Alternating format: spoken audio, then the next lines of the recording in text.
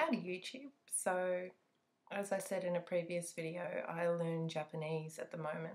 I actually started at a Japanese language school and I'm about 2 weeks away from my first semester finishing, which is great.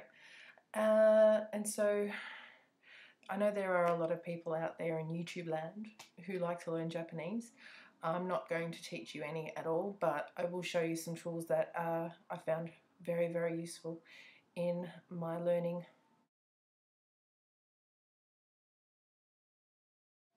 So the reasons I'm learning Japanese are fairly simple. I go to Tokyo once a year on holiday to spend time with musician friends of mine. I plan to move there late next year, depending on how things go with my band here in Melbourne.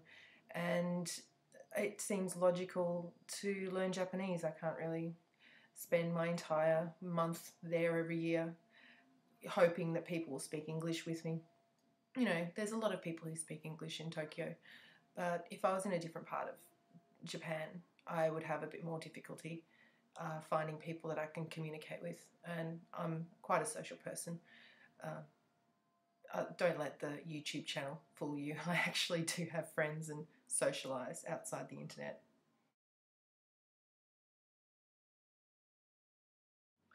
So there are a couple of tools that you actually do need when you're learning Japanese. Now I have 3 tools that I use, technically 4. For starters, you're going to need a dictionary. I use this one, Berlitz Japanese Compact Dictionary. This is a really good beginner's dictionary because you've got both the kana in Romanji as well as English as well. And the beautiful thing about this one is, as well, if you can see here, it's actually in the Japanese section is worked out via the English alphabet rather than a kana alphabet. So it's a lot easier to find words in this one. The other thing I use, and I actually picked this up before I started official classes, is the Mina no Nihongo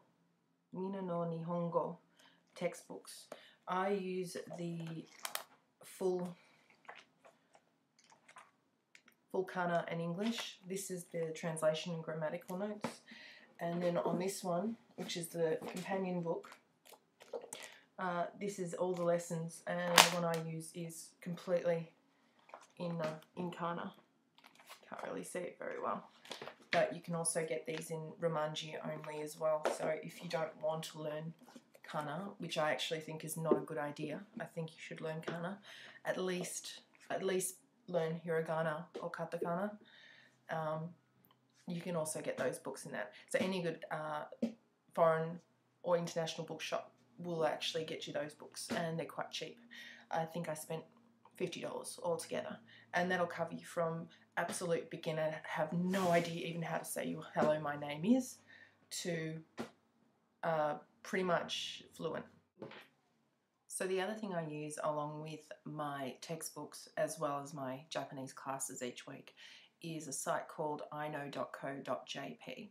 Now the great thing about this site is that if you already know a bit of Japanese, especially grammar, then you can jump straight into their ready-made lessons and just go nuts with learning new vocab, which is great. I personally don't like their ready-made lessons because it doesn't teach you any grammar at all. It gives you sentences and then it gives you words and expects you to understand what's going on. Personally, I think that if you're going to learn a language, you need to understand how a sentence is put together before you start listening to the sentence. So I don't recommend their ready-made lessons, but alternatively, you can create your own lessons with your own grammar notes and your own sentences, and even record your own voice onto those sentences. So you've got the audio prompt for each word, or you can start using other users' ready-made lessons as well. So I have lessons. It's my username on I know is the same as my YouTube, so feel free to take a look, see at those. Like I said, I'm not going to teach you any Japanese, but the lessons that I have there are taken from my nightly, well, twice a week I go into Japanese class, so they're taken straight from those classes. So the grammar should be fairly correct. Yeah, so take a look, feel free. So the last thing you're going to need if you're learning Japanese is a word processor on your computer. It just makes life a lot easier if you have it on your computer. So I used to be a PC user until very recently, and the best word processor I found was actually free online, and it's called NJStar. So it's a download and it sits on your computer, and you can use it to either translate words, so you can cut and paste from a website and pop it into NJStar and then click on each word and then you get a translation. And it's a bit of a slow translation, but it is a better translation than Bubblefish, which I still use, but only sometimes. And the other great thing is you could type in either English words into their dictionary and find the Japanese for it, or you could type in Romanji and it automatically turn it into hiragana or katakana, depending on the word that you were typing in, and then double click on it and it'll bring up a little dictionary pop up, and you could choose the kanji that best suited what you're actually trying to say. So it was a great little tool, and the link is in the information bar on the side of the video, whichever side that happens to be. But I'm a Mac user now, so if you're a Mac user and you don't already know about this, you can actually start word processing in Japanese straight away without any download. You go to the Apple menu up the top, hit System Preferences, go to International, and then Input Mode, which is the third tab across.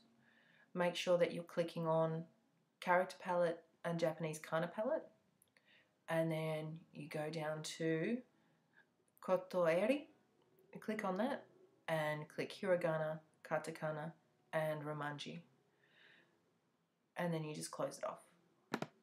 And then to start actually word processing, if you go up to the very top here next to your little battery and volume icons, you'll see a little flag. In my case, it's an Australian flag because I'm using Australian English on my computer.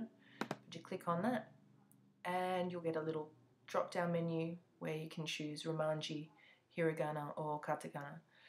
Now the only thing with word processing for Mac is it'll actually automatically choose your kanji for you.